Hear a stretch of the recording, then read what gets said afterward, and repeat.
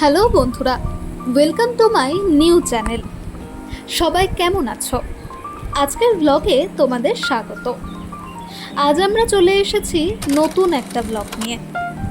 আজ আমরা আছি কলকাতার বালিগঞ্জের অন্যতম বিখ্যাত এবং আধ্যাত্মিক এক স্থানে।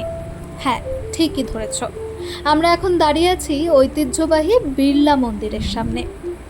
শিল্পপতি বিড়লা পরিবার দ্বারা নির্মিত এই মন্দিরটি তার অসাধারণ স্থাপত্য এবং শান্ত পরিবেশের জন্য ভীষণ জনপ্রিয়।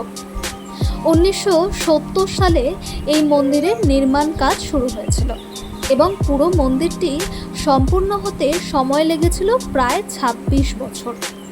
এই অপূর্ব মন্দিরের নকশা তৈরি করেছিলেন নমি বোস এবং এর নির্মাণ কাজ তদারকি করেছিলেন সোমপুরা ব্রাহ্মণ সম্প্রদায়ের শিল্পীরা।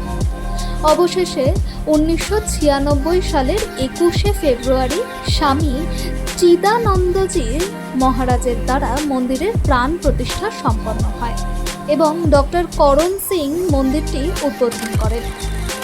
এই পুরো মন্দিরটি সাদা মার্বেল পাথর এবং ক্রিম রঙের বেলে পাথর দিয়ে তৈরি করা হয়েছে, আপনারা দেখতেই পাচ্ছেন, যার স্থাপত্যশৈলী ওড়িশার বিখ্যাত লিঙ্গরাজ মন্দিরের অনুরূপ।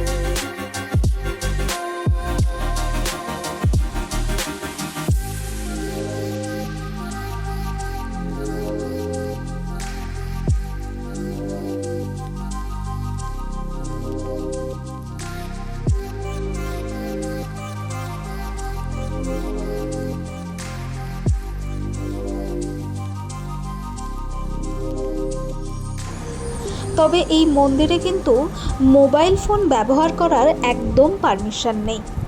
কোনো ভিডিও ফুটেজ নেওয়া বা ফটো তোলার কিন্তু একেবারেই এখানে পারমিশন নেই। তবুও আমি আপনাদেরকে দেখানোর জন্য যতটুকু পেরেছি ততটুকু কালেক্ট করেছি।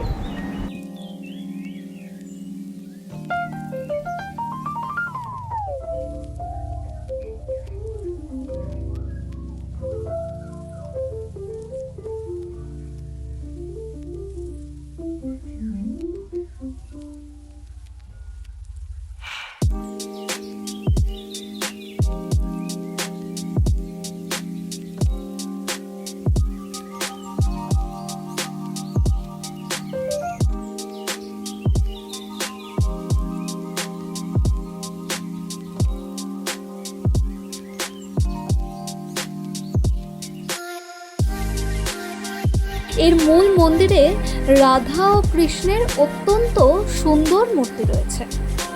এছাড়াও মন্দিরের ডান দিকে দেখতেই পাচ্ছেন গম্বুজে ধ্যানমগ্ন শিব এবং বাম দিকের গম্বুজে দেবী দুর্গা বিরাজমান আছেন।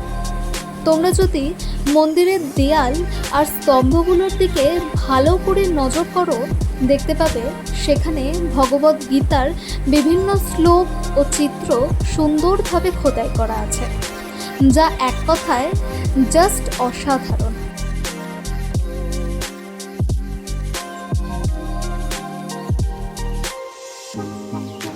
মন্দিরের এই জায়গাটায় কিন্তু প্রচুর মানুষ বসে আড্ডা দেয়, কিন্তু আমি যেদিন গেছিলাম সেদিনকার একটু বৃষ্টি পড়ছিল, তাই কম লোক ছিল, কিন্তু সচরাচর এখানে প্রচুর মানুষ থাকে। বন্ধুরা, তোমরা যদি এখানে আসতে চাও তবে টাইমিংটা একটু মাথায় রেখো। মন্দিরটি প্রতিদিন সকাল 5:30 থেকে বেলা 11টা পর্যন্ত এবং আবার বিকেলে 4:30 থেকে রাত 9টা পর্যন্ত দর্শনার্থীদের জন্য খোলা থাকে। বিশেষ করে এখানে জন্মাষ্টমীর দিনে হাজার হাজার ভক্তের সমাগম ঘটে, তখন এখানকার পরিবেশটা দেখার মতো হয়। তাহলে আর দেরি কেন, কলকাতায় থাকলে বা বেড়াতে এলে এই সুন্দর ও শান্ত জায়গায় অবশ্যই ঘুরে যাও। আজকের এই ব্লগটি কেমন লাগলো কমেন্ট করে জানিও। ভালো লাগলে লাইক আর শেয়ার করতে ভুলো না কিন্তু। দেখা হচ্ছে পরের ব্লগে। টাটা।